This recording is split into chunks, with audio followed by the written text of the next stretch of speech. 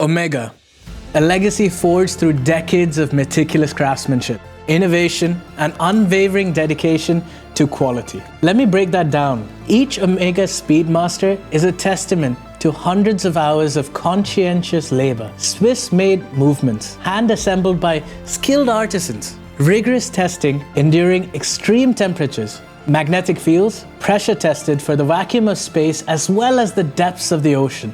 This isn't just any watch. This was the pinnacle of horological achievement.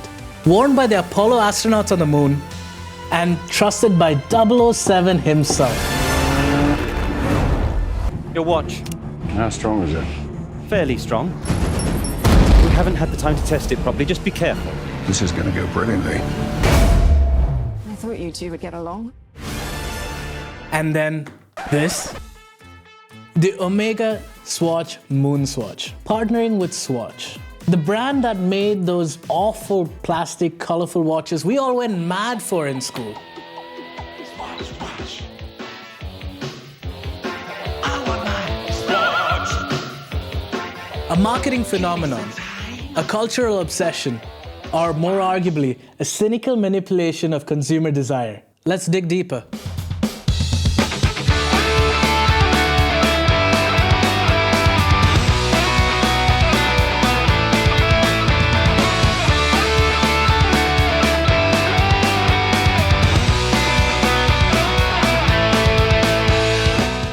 The initial frenzy was palpable.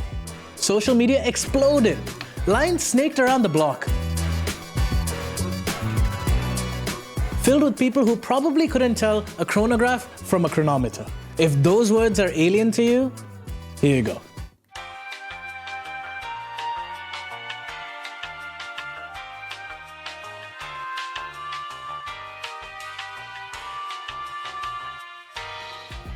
But let's peel back the layers.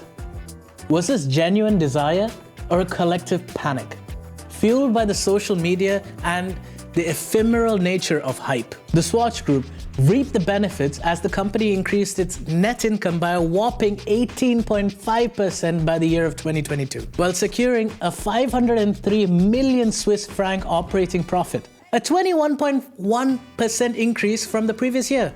Swatch and Omega proved to be a huge success from a sales perspective. At one point, the collaboration accounted for an impressive 1 out of every 17 watches sold globally. The collaboration's impact on the brand awareness was also significant, as Swatch's brand visibility notably increased. Additionally, the collaboration had a positive effect on Omega as well, with a 50% increase in Speedmaster watch sales. According to a recent study, initial MoonSwatch purchases were driven by social media influence and FOMO. Apparently, the fear of missing out on a plastic watch is a real thing. Well, not completely plastic, as according to Swatch, it's made out of a little over 50% of ceramic dust. The same used for dental work, so it's half plastic. I don't know if that's better. This is a stark reminder that in our hyper-connected world, perception often trumps reality. We're not simply buying a watch. We're buying into the narrative, the story we tell ourselves about who we are and what we own. Data gathered by DLG, a digital marketing agency in Switzerland, indicated that interest wasn't limited to just the MoonSwatch. When the collaboration was announced in March, Google searches for Swatch worldwide rose by 397% month over month, while searches for Omega Speedmaster itself increased by 171% in the same period. With all that, sales did skyrocket, but the frenzy quickly subsided. The hype cycle, predicted as the tide, peaked and then crashed.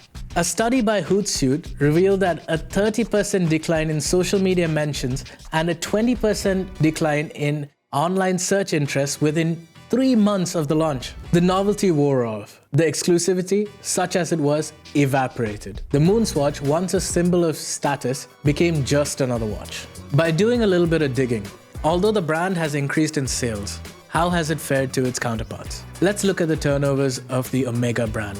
They've increased their turnover by an insane 47.89% from 2020 to 2023. But how about we look at the competitors? Hublot increased its turnover by 50%, Cartier by 90%, Breitling by 81%, Rolex at 128%, and Vacheron Constantin at a staggering 196%. It seems like the industry is doing well. But even with the MoonSwatch hype, why was the Omega brand left behind? Let's be honest. This wasn't about acquiring a luxury timepiece. It was about owning a piece of hype. A fleeting sense of exclusivity, manufactured through orchestrated scarcity and social media manipulation. The MoonSwatch, with its mission to Mars, mission to Jupiter, and, well, mission to Uranus, capitalized on the sense of space-age adventure. But at what cost? According to the CEO of Omega, I'm aware there will be critics, but there's a vast difference between a genuine Speedmaster Moonwatch and this Swatch. Yes, there's a model in black, and perhaps it could pass off as the real thing in certain light, but it's bioceramic, which makes it unique and different. It's important to keep it in perspective. It's a fun project that adds some light to an industry that can take itself too seriously. Well, let's break that down. Partnerships, more commonly known as co-branding, are not new. An early example of co-branding is when Renault teamed up with Van Cleef & Arpels to turn the dashboard of one of Renault's newly introduced Dauphine into a masterpiece back in 1956. But in a partnership, it is usually mutually beneficial. It must be. But in this case, since Swatch owns Omega, along with most of the luxury watch brands from Switzerland, it's almost as though Omega was strapped to a chair and told to be okay with it because daddy said so. Omega, a brand built on legacy of craftsmanship, precision, and exclusivity, suddenly found itself entangled in a mass market frenzy. Was this a strategic masterstroke or a desperate gamble for relevance? Did they dilute their own heritage, chasing a fleeting moment in the spotlight?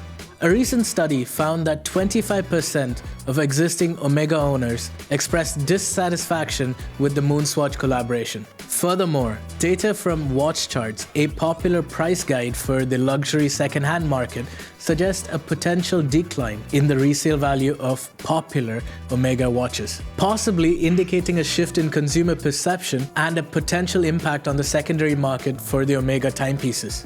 Is this the beginning of the end for the Omega brand as we know it? Has the MoonSwatch tarnished the legacy of the legendary watchmaker? I recall a childhood visit to a high-end watch store. As a wide-eyed boy, I was mesmerized by the intricate timepieces. A suave salesman, sensing my fascination, offered to let me try on a watch. Declining politely, I explained that I had no way of buying this right now. Undeterred, he placed that timepiece on my wrist, saying, "Remember this moment. One day, you just might be able to make this a reality." It was a pivotal moment shaping my perception of luxury. It wasn't just about instant gratification, but ultimately, the true value of luxury lies not just in its price tag, but in that emotional connection and the journey to acquire it. The MoonSwatch, while undoubtedly a commercial success, feels like a shortcut, a watered-down version of the dream. It's a testament to the power of marketing over substance. A shiny object designed to distract the consumers from the fact that they are being sold a diluted product. The MoonSwatch is a microcosm of our current consumer culture. A culture of instant gratification, of disposable goods, and of chasing the next shiny object. A culture where authenticity is often sacrificed at the altar of hype, where exclusivity is manufactured, and value becomes fleeting. It's a reminder that true luxury isn't about mass appeal. It's about rarity, craftsmanship, and a deep-seated connection with the brand's heritage. It's about investing in something that will last, something that transcends fleeting trends. This reminds me of one of Patek's most iconic campaigns.